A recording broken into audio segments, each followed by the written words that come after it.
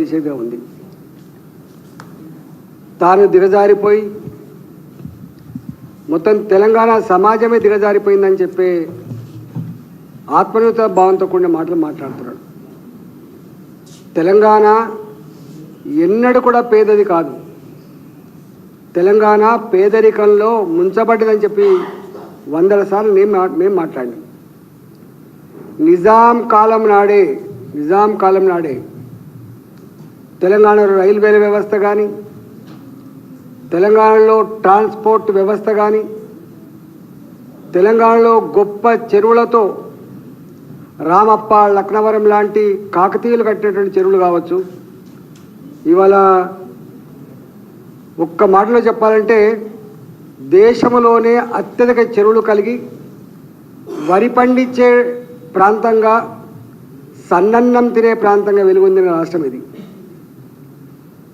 ఆనాడు పక్క రాష్ట్రం ఆంధ్రప్రదేశ్ రాష్ట్రం తమిళనాడు ప్రాంతంలో ఉంటే అక్కడ జొన్నన్నం తినేటువంటి సందర్భంలో మన రామప్ప కింద, మన లక్నవరం కింద వాళ్ళు వచ్చి ఇవాళ బియ్యం కోసం, సన్నన్నం కోసం ఎగబడ్డ చరిత్ర తెలంగాణది.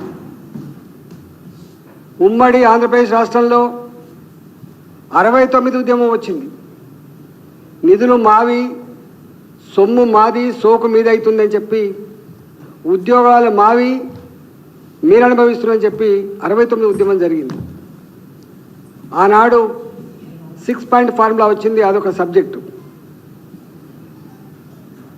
తెలంగాణ ఉద్యమం కొనసాగుతున్నప్పుడు అనేక సందర్భాల్లో ఇవాళ తెలంగాణ స్వయంగా అభివృద్ధి చెందిన ప్రాంతం ఇది. వ్యవసాయ రంగంలో కావచ్చు, ఇన్ఫ్రాస్ట్రక్చర్ రంగంలో కావచ్చు, సేవా రంగంలో కావచ్చు, ఐటీ రంగంలో కావచ్చు, ఈ హైదరాబాద్ని మించింది లేదని చెప్పి ఆనాడు మేము అనేక సార్లు ఉపన్యాసాలు ఇచ్చినాం. మొత్తం ఆనాటి సమైక్య రాష్ట్రానికి 50% పైబడి ఆదాయం ఒక హైదరాబాద్ నుంచే వస్తుంది. 23 జిల్లాలను సాధేటువంటి ప్రాంతం హైదరాబాద్ అని చెప్పి ఆనాడు మేము అనేక సందర్భాలు చెప్పినాం. కానీ అలాంటి రాష్ట్రాన్ని ఒక వ్యక్తిని దృష్టిలో పెట్టుకొని, ఒక పార్టీని దృష్టిలో పెట్టుకొని ఇవాళ ఇది దివాళా తీసిందని చెప్పి పదే చెప్పడం ద్వారా ఆయన దివాలా కోరుతనమేందో అర్థమైపోయింది. పరిపాలించే చేతగాక, చేవలేక, అనుభవం లేక, ఏది మాట్లాడనో, ఏది మాట్లాడకూడదో, ఏది చేయాలనో, ఏది చేయకూడదో ఆ గంభీరత లేనటువంటి రేవంత్ రెడ్డి ఇవాళ చివరికి తెలంగాణ రాష్ట్రాన్నే ఒక దివాలాకోరు రాష్ట్రంగా, తెలంగాణ ప్రజల్ని ఎందుకు పనికిరాని వాళ్ళుగా ఇవాళ చిత్రీకరించే ప్రయత్నం చేయడాన్ని తీవ్రంగా ఖండిస్తున్నాం. తెలంగాణ ప్రజలారా, మీరు లోతుగా ఈ సందర్భంలో ఆలోచించాల్సిన అక్కడ ఉంది. నిజంగా రేవంత్ రెడ్డి గారు చెప్పేది నిజమా? దానికి వాస్తవాలు ఏంటి తెలుసుకోవాల్సిన అక్కడ ఉన్నది. నిన్నటి దాకా శాసనసభలో 10 సంవత్సరాల కాలం పాటు పర్ క్యాపిటా ఇన్కంలో నంబర్ 1 తెలంగాణ, వరి ఉత్పత్తిలో నంబర్ 1 తెలంగాణ, జిఎస్డిపి పెరుగుదలలో నంబర్ 1 తెలంగాణ,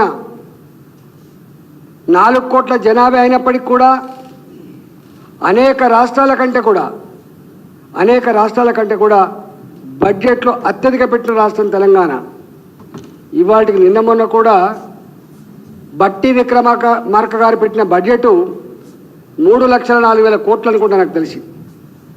4 కోట్ల జనాభా కలిగినటువంటి ఒక రాష్ట్రం 3,04,000 కోట్ల రూపాయల బడ్జెట్ పెట్టిందంటే ఇవాళ ఇది ఎట్లా దివాళా తీసిన ప్రభుత్వం, ఎట్లా దివాళా తీసిన రాష్ట్రమో చెప్పగలిగే దమ్ముందా అని చెప్పి అడుగుతా ఉన్నా. రేవంత్ రెడ్డి గారికి ఒక నైజం ఉంది. మోసగించే వాళ్ళని నమ్ముతారు, అబద్ధాలనే ప్రజలు ఇష్టపడతారు, అబద్ధాలు చెప్పే నాయకులనే ఆదరిస్తారనేటువంటి మాట అవుతుందో ఇవాళ ఆయన మాటలు ఇవాళ నిజమని ప్రూవ్ అయింది అలా. కానీ ఆనాడు మాట్లాడిన మాటలు పెద్దెవరు పట్టించుకోలే. కానీ కానీ ఇవాళ మీరు మాట్లాడుతున్న మాటలు తెలంగాణ ప్రజల ఆత్మస్థైర్యం దెబ్బతింటా ఉంది, తెలంగాణ ప్రజల ఆత్మగౌరవం దెబ్బతింటా ఉంది, తెలంగాణ ప్రజలలో ఏ సాహసం, ఏ కమిట్మెంట్, ఏ పని చేయాలని తపన ఉంటుందో ఇలా అది దెబ్బతింటా ఉంది. నువ్వు ధ్వంసం చేస్తున్నది నీకు అధికారం ఇచ్చిన కర్మానికి, నువ్వు ధ్వంసం చేస్తున్నది నీ కాంగ్రెస్ పార్టీని మాత్రమే కాదు, నువ్వు ధ్వంసం చేస్తున్నది తెలంగాణ సమాజాన్ని ధ్వంసం చేస్తున్నావు, తెలంగాణ రాష్ట్ర గొప్పతనాన్ని ధ్వంసం చేస్తున్న విషయాన్ని నువ్వు మర్చిపోవద్దని చెప్పి నేను మనవి చేస్తా ఉన్నాను. ఇవాళ నేను ఆర్థిక మంత్రిగా పనిచేసిన 5 సంవత్సరాలు. నేను మొట్టమొదటి ఆర్థిక మంత్రిగా పనిచేసిన 2014 నుంచి 2018-19 వరకు 6 బడ్జెట్లు ప్రవేశపెట్టా. 2014 జూన్ 2వ తారీఖు నాడు తెలంగాణ రాష్ట్రం ఏర్పాటైన తర్వాత ఫస్ట్ బడ్జెట్ని మొదలుపెట్టి 2018-19 వరకు 6 బడ్జెట్లు ప్రవేశపెట్టింది. నేను బడ్జెట్ ప్రవేశపెట్టుతున్న అన్ని సందర్భాల్లో కూడా ఆనాడు నా సంభాషణలు చెప్పిన నేను చాలా కొత్త రాష్ట్రమే అయినా తడబాటు లేకుండా గొప్పగా పురోగమిస్తున్నాం.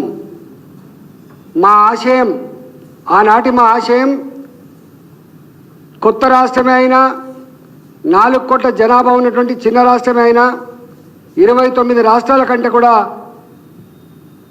అతివేగంగా అభివృద్ధి చెందిన రాష్ట్రం ఉండాలని చెప్పి మేము భావించినాం. అదే పద్ధతిలో మేము మా బడ్జెట్ ఆదాయాలు కావచ్చు, మా ఎక్స్పెండిచర్ కావచ్చు జరిగింది. నేను 2014-15లో 10 నెలలకు గాను 2014-15 10 నెలలకు గాను అప్పుడు మాకు వచ్చినటువంటి ఓన్ ట్యాక్స్, సొంత ట్యాక్స్ల ఆదాయం 29,288 కోట్లు. 2014-15లో 10 నెలల కోసం వచ్చినటువంటి సొంత ట్యాక్సులు